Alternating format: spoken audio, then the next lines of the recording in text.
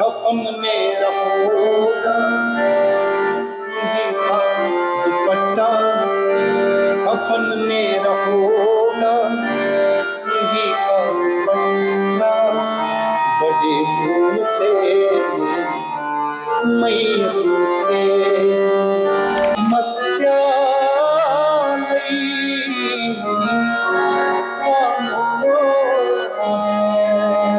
आप आवाज देख रहे हैं और मैं दानिश अली हूँ। इस वक्त हमारे साथ एक ऐसी शख्सियत बातचीत करने के लिए है जिन्होंने सोशल मीडिया पे वादी कश्मीर के लोगों को जकड़ कर रख दिया है। इनका नाम इशफाक है और कश्मीर में इनको बबीद के नाम से जाना जाता है और ख़ास तौर पर इनकी एक खास आवाज़ है। कश्मीर में जो माने जाने मशहूर गुलकार हैं उनमें से एक ये भी है। बताया जाता है कि अताउल्ला खान जैसी इनकी आवाज़ है और कश्मीर के लोग इनको काफ़ी ज़्यादा पसंद करते हैं। इशफाक, आपका शुक्रिया अदा करना चाहेंगे आवाज़ के साथ बात करने के लिए। जी, तो ये सफ़र कैसे शुरू हुआ, कैसे आपको ये महसूस हुआ कि आप कश्मीर के जो बड़े गुलकार हैं जी। उनमें से एक बन सकते हैं? पहले तो मैं स्कूल से ही बहुत शौक था, ओके। गाने का बहुत अच्छा शौक था। तो टीचर भी उन्होंने बहुत सपोर्ट किया कि उनको पहले से मेरी आवाज़ बहुत अच्छी लगती थी। तो वगैरह प्रेयर वेयर मैं करता था वहाँ पे। तो घर वालों ने भी बहुत सपोर्ट किया। मेरे एक बड़े भाई जिनकी डेथ होगी तो उन्होंने भी बहुत सपोर्ट किया मेरा। तो शौक बढ़ता गया। तो वैसे ही मैं इस फन में आ गया। बस अभी माशाल्लाह चल रहा है, लोग पसंद कर रहे हैं बस। तो कब महसूस हुआ कि आपकी जो आवाज़ है हूबहू अताउल्ला खान जैसी है? वो तो अताउल्ला खान साहब तो बड़े उस्ताद हैं, हम तो कोशिश कर सकते हैं और कुछ नहीं। ऐसे गाते गाते खान साहब का मैं गाने लगा तो लोगों ने बहुत अच्छा लगा लोगों को और पसंद भी किया। सब बोलने लगे खान साहब की तरह आप गाते हो। तो बस। तो एक बहुत बड़ी शख्सियत अताउल्ला खान है, इसमें कोई शक नहीं है। बहुत बड़ी शख्सियत। तो वो जब आपको उनके नाम के साथ अब एक खास पहचान हासिल हुई, जी। तो इंसान को फख्र भी महसूस होता होगा। बहुत फख्र है। लोगों ने पसंद किया, अच्छा भी लगा और सब जानते ही है अताउल्ला नाम से। बुबीद बोलते हैं मेरे को, बोलते हैं कि खान साहब की तरह गाते हैं ये। बस। तो शुरुआत इसी इलाके से हुई थी, डलगेट से? जी, शुरुआत तो डलगेट से ही हुई। तो उस्ताद कहाँ के थे आपके? उस्ताद भी यही के थे। उनका नाम नासिर है। ओके। नासिर है। तो कुछ टाइम पहले उन्होंने छोड़ दिया तो उन्होंने बहुत कुछ सिखाया, बहुत कुछ बोला भी कि कैसे करना है, कैसे आगे बढ़ना है। तो उनकी दुआ से और अपनी थोड़ी मेहनत से आज इस जगह पे है।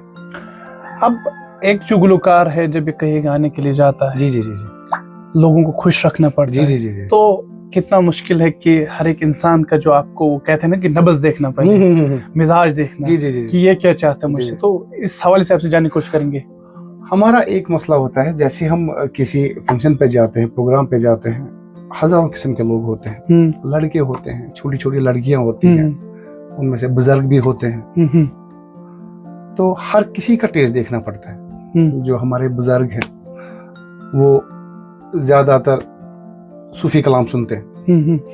जो लड़के हैं वो गजल सुनते हैं। लड़कियां हैं वो कुछ और सुनते हैं।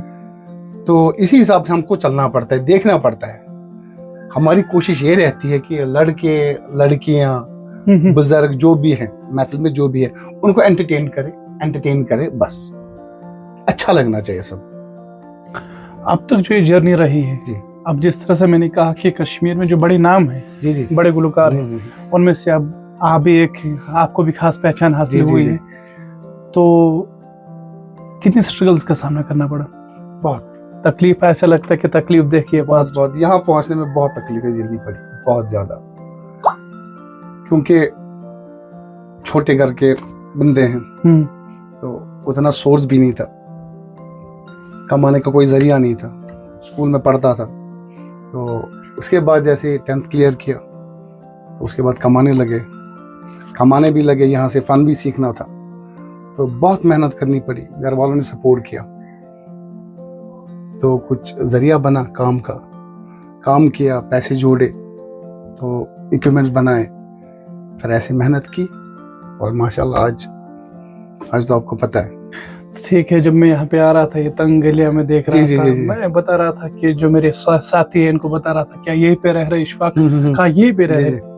तो जहन में सवाल आ रहा था कि यहाँ से निकलना, अपना नाम बनाना, तो काफी ज्यादा मुश्किलातों का उस वक्त सामना करना पड़ा हुआ। और क्या, बहुत बहुत मुश्किल होती है। यहाँ तक पहुँचने के लिए बहुत पापड़ झेलने पड़ते हैं, बहुत पापड़ झेलने पड़ते हैं, क्योंकि पहले जब स्टार्ट किया कोई जानता नहीं था। कैसे यहाँ तक आया, बहुत मेहनत की है।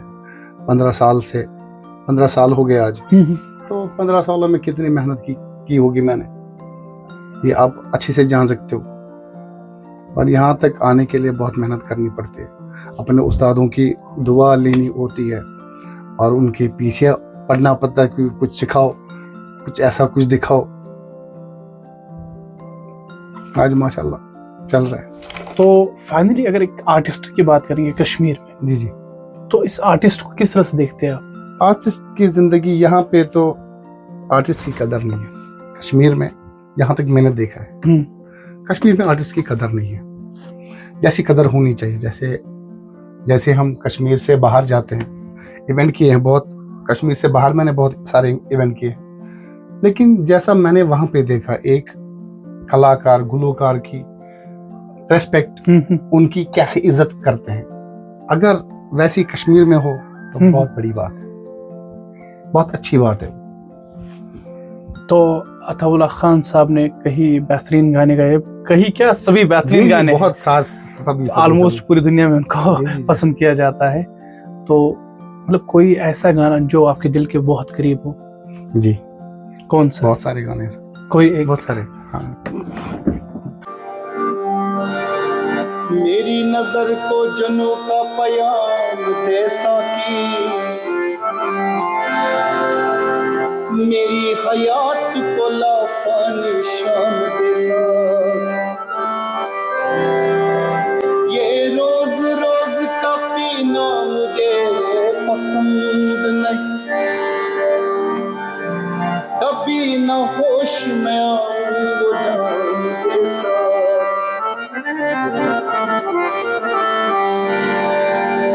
इधर जिंदगी का जनाजा उठेगा,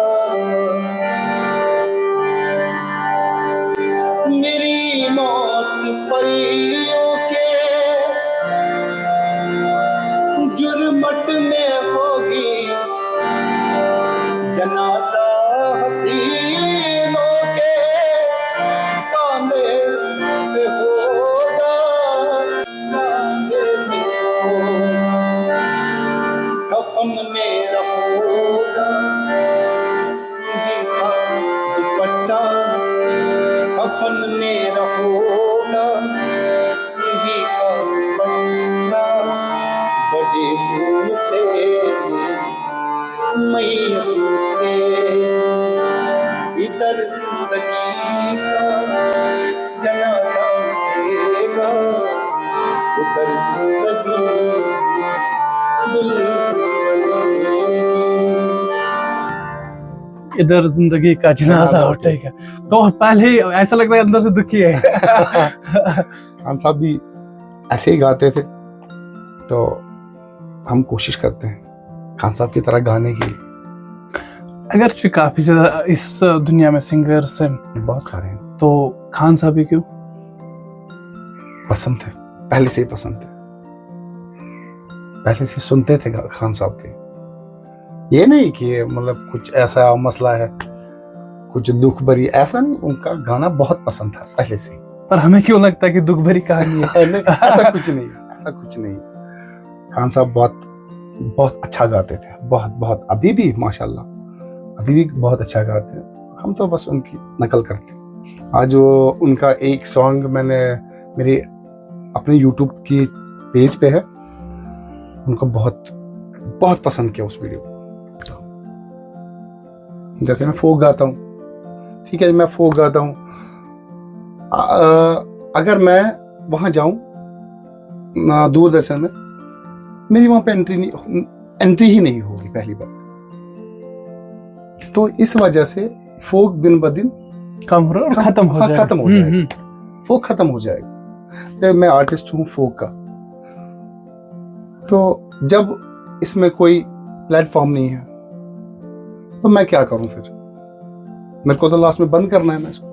मतलब इस प्रोफेशन को पूरी जिंदगी दे के फिर कहीं ऐसा महसूस हो रहा है कि एडमिनिस्ट्रेशन अपना टेस्ट, अपना रिदम नहीं दिखा रहा है। जी जी जी जी, तो दुख होता है फिर। वो बहुत ज्यादा दुख होता है। हमारे ऐसे भी कुछ सिंगर हैं जिन्होंने अब छोड़ दिया, जो बेस्ट थे, जो बेस्ट थे, हमारे बेस्ट सिंगर थे। अभी भी जो बेस्ट सिंगर है वो भी यही चाहते हैं कि बस अब हो गया, कोई फायदा ही नहीं आया। आज तक उन्होंने पूरी जिंदगी इस फोक के पीछे दे दी, लेकिन हासिल कुछ नहीं है। हमारे बड़े उस्ताद शेख फयाज साहब, क्या मिला उनको?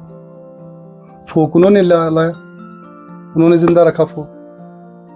वो तो बैठे हैं घर पे, उनके लिए क्या किया?